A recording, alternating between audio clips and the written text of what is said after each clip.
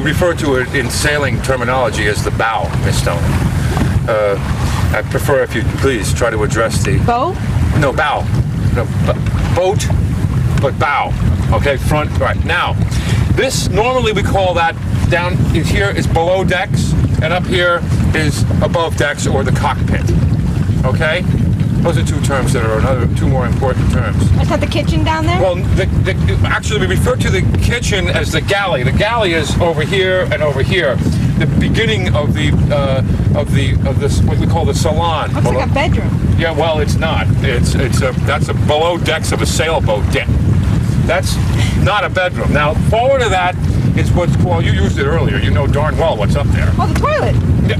No, we refer to it, as I told you before, as the head. Okay, it's where the ship's library is, the foul weather gear, remember, not the raincoat, foul weather gear. And then forward of that, of course, is what's called the forecastle or forecastle. That's where the crew normally resides. And the fish. The fish. I saw a fishing pole up there. Well, yes, but that's for a different... Well, this is not a fishing instruction. This is a sailing instruction. Now, you finally learned how to steer the boat. Look, there was a few close calls before, huh? No, we didn't. Nothing was close. Well, you're lucky it was a plastic channel marker when it bobbed up from after the... That's why they make them that way. I thought you're supposed to No, some of them are touch steel, them Miss and Stone. then continue on. Some of them are made out of steel.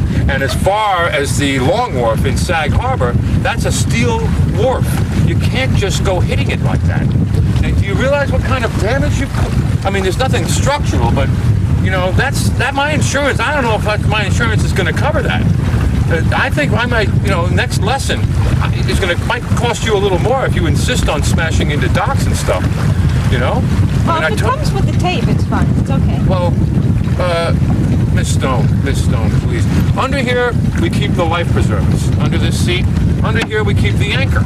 Those two items, you never know, but they might come in very, very handy, especially sailing with you, at different times. So, I see you're looking up. What do you see up ahead now? We're coming into the channel now. You remember? It's called the channel. Okay. What channel is it? Do you remember? East Hampton. Okay, close enough. It's actually 3 Mile Harbor. You could be a little more specific. And, well, you feel that you've learned anything more about sailing? Has it been worth it to you? I mean, I think my rate is pretty fair, I don't know. I think $3 an hour is, really pretty fair considering the damage that you did to the boat. $3 an hour, but what about that $50 an hour labor charge? Well, that's separate. That's incidental. Miss Stone, I think what the $50, so it's 50. All right, it'd be about. Look, let's just round it off. We'll make the whole thing $60, the whole lesson. Okay. Okay. Can I pay cash? No, check, credit card. Sorry, I don't have any cash. I really don't have the facilities to accept a credit card. Don't tell me we're going to have this problem at sea. Even a personal check would be better than a credit card. American Express. I'm you don't sorry. Take American Express? We only accept Visa. Oh, what's happening here? Well, as you can see, there are 3 boats tied up to that mooring ball right there. This is a mooring field. Normally, what you try to do is, if you come into a mooring field, you discreetly anchor. And if nobody comes and chases you away, you have yourself a nice night. This sailor over here took a different approach. He just grabbed the mooring. Now, what's happening is this fella here with the Egg Harbor there, with the fly bridge, owns that mooring. That's his buddy. They like to have a few cocktails now and then. Matter of fact, they like to come get out to the mooring field, get away from the gnats. So tonight they've come out, and this sailboat's tied up to their mooring. So what's he do? He beeps them. Where are the people? Back there, at Wings Point, having dinner. They don't know what's happening. Well, worst case scenario is they're trying to sell the boat, and they're showing it off to the couple that's going to buy it. So they're all dining on the deck, but you don't get duck on the deck. And here this scenario develops here. Well, they're squatting. Boy, they're loud. If I listen closely, I can... Ooh! Oh, they got some plans for what they say. They got some plans for the blow boater when he returns. For that guy's own good, I hope he's not too drunk. And if he's from Connecticut, you know, he's gonna have a hard dinghy, but he's gonna have a hard time too. They're upset.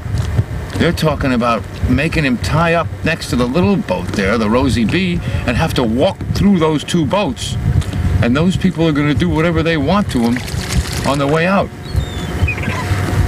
Here we go. We got a couple of flying rats. One bold and one old. Boy, how'd you like to have to feed that carcass? He's not getting anything. So, I feel bad for these people, you know? They're gonna have to come and get their boat sooner or later. Maybe what they'll do is decide to take a room on land. Well, we're prepared to make what's termed a garbage run. And when making a garbage run, useful to employ the tender. As I've said in the past, these tenders are wonderful. These soft tenders. They're rated for 1,200 pounds.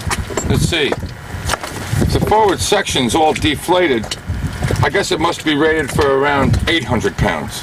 So you step into the area that's better rated, like the stern. All right, so you're in the stern now. It's tacky to approach a dock, deflated. So because you forgot to pump, and you're already on your way to shore, the only thing to do is just manually get over here and inflate it. Probably 13 will do it.